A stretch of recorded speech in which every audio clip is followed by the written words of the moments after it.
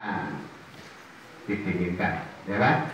Didinginkan jadi suhunya lebih rendah. Dia lebih, molekulnya lebih gerombol, lebih dekat. Ikatan hidrogennya lebih kuat, ya kan? Seperti Bapak Ibu kalau gerombol jadi satu, itu kan persatuannya kuat. Tapi kalau tercerai-berai, ikatannya lemah. Nah, oleh karena itu dia membeku karena gerombolnya dekat, ikatan hidrogennya kuat. Gitu, ya kan? Jadi nanti kalau menjelaskan ke siswa, kenapa es itu kok membeku, air ke cair, karena ikatan hidrogennya yang berbeda. Nah, kalau air ditambah es, suhunya berapa? Mungkin tidak. Nah, coba sekarang maju, tolong. Siapa? Selama berapa? Nanti yang lain melihat dan menyimpulkan di dalam fotokopian itu. Silakan maju. Percobaan pertama, Bapak monggo. Monggo Pak. Bersama Ibu monggo. Bapak sama Ibu monggo.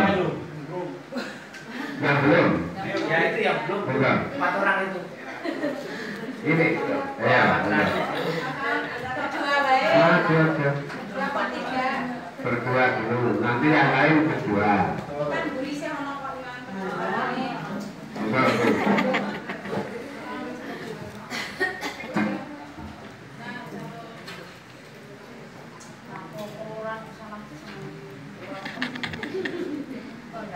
Kalau kita ini Bu, ini yang pertama kaleng diisi air.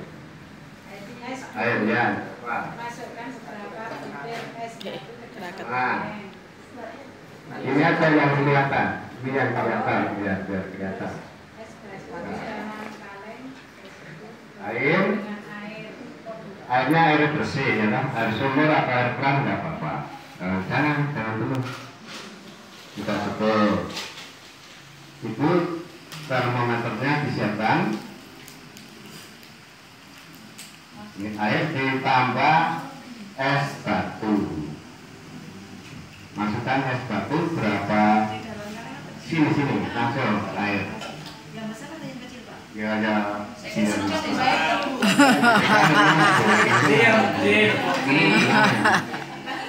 Lagi. Jangan dulu nanti sekitar 3 lagi. Karena nggak apa-apa, murah kita.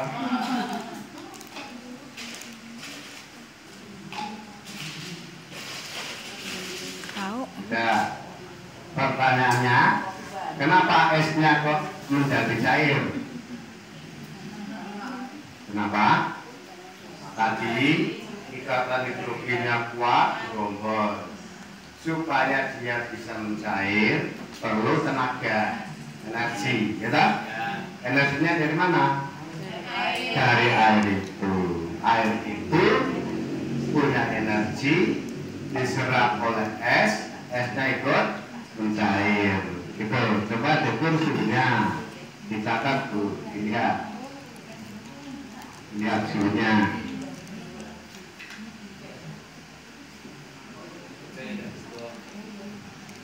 Dicatat Bu, di situ berapa? Jangan dipegang Bu, nanti panasnya naik, yang dipegang temannya. Ya?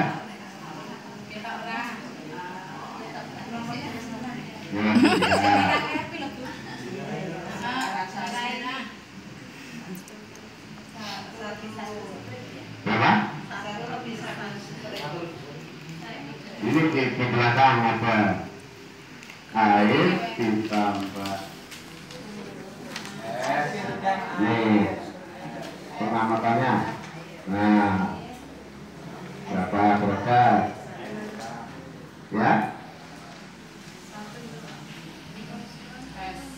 Yang benar. Masa satu? 10 atau 1? Hah? 10 atau 10?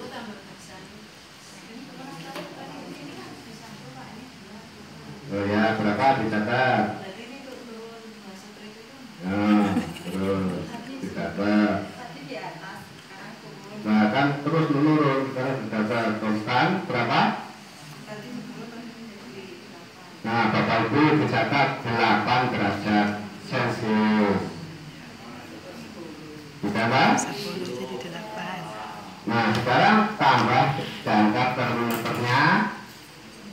Kalau pegang termometer benangnya, jangan termometernya. Ya, nanti panas kita masuk ke termometer juga akan naik. Kasih garam. Ya, 2 sendok nggak apa-apa.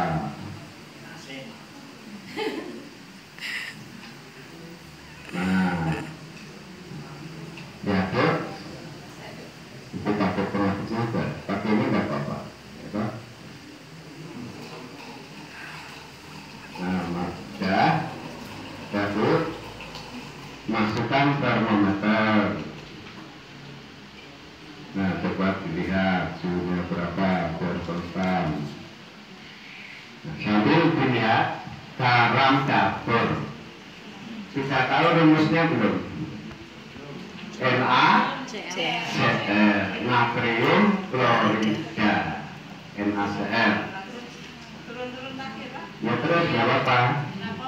Manut Nanti sampai konstan. Ya, NaCl. Bapak Ibu ini kalau di dapur sambil mikir kalau masak garam dapur rumusnya NaCl, natrium klorida, N besar, A kecil, C besar, L kecil, natrium klorida. Kenapa rasanya asin?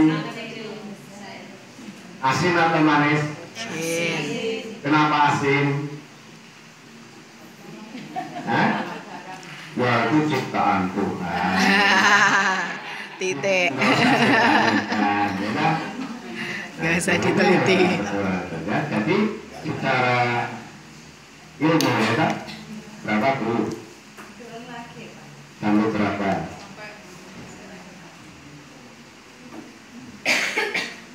Oh ya maaf, ini termometernya dari 0 sampai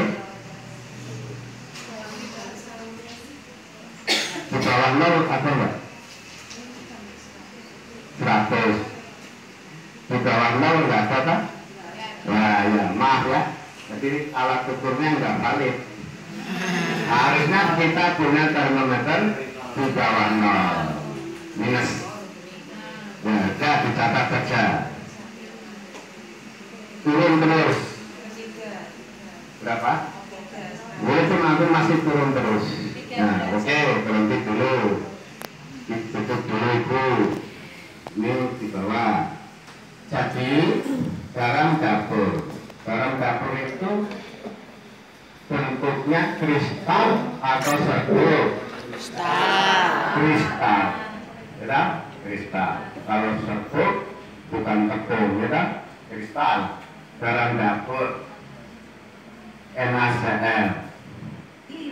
Kalau Bapak Ibu masak, NaCl-nya larut tidak dalam air?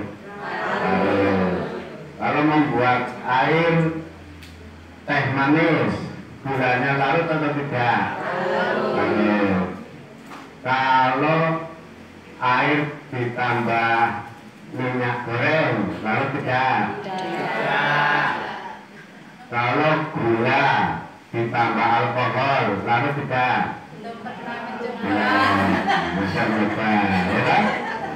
Nah, garam dapur larut di dalam air. Minyak goreng tidak larut di dalam air. Kira-kira kenapa? Ya? Kira-kira kenapa, Bapak Ibu? Nanti yang tanya putranya, anaknya kan ya. Bu, kenapa minyak goreng kok tidak larut dalam air?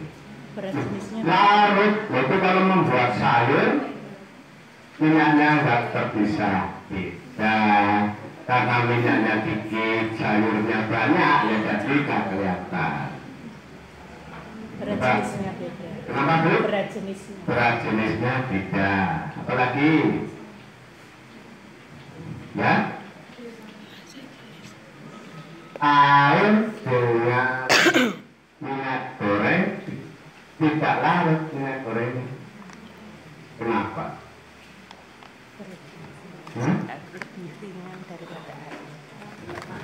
Ya, lemah. Jadi, ya, garam kalau dengan air larut, ya kan? Nah, garam ini kalau larut pecah menjadi tadi rumusnya apa? NaCl. Kalau larut dengan air dia pecah menjadi Na muatan positif dan Cl muatan negatif. Senyawa yang bisa membentuk muatan positif dan negatif saat melarut disebut senyawa polar. Kita pernah dengar belum? Hah? Pernah. Senyawa polar. Ya? Kalau yang tidak bisa seperti minyak tidak bisa pecah menjadi muatan positif dan negatif disebut non-polar. Rumusnya senyawa polar larut dalam pelarut polar. Senyawa non-polar melarut di dalam pelarut non-polar. Dipaksa ya nggak mau. Seperti orang menikah, ya? Kalau nggak cocok ya dipaksa-paksa nggak mau. Ya mau saja, ya? Tapi kalau senyawa itu nggak mau. Kalau polar, jodohnya polar. Garam campur polar. H2O ada polar sehingga dia mau larut. Bisa dipahami belum? Bisa nggak Bu? Ya tidak bisa Pak, ini kan tanggal tua ya kan? Angel memahami. Nah, Bapak Ibu, garam ini, garam dapur tadi, dia jodohnya air sehingga bisa larut. Melarutnya garam dapur perlu energi. Energinya dari siapa? Dari air. Maka suhu airnya akan turun. Turun Bapak Ibu. Ini nggak ada kapur ya? Itu ada whiteboard. Whiteboard sebelah timur ya.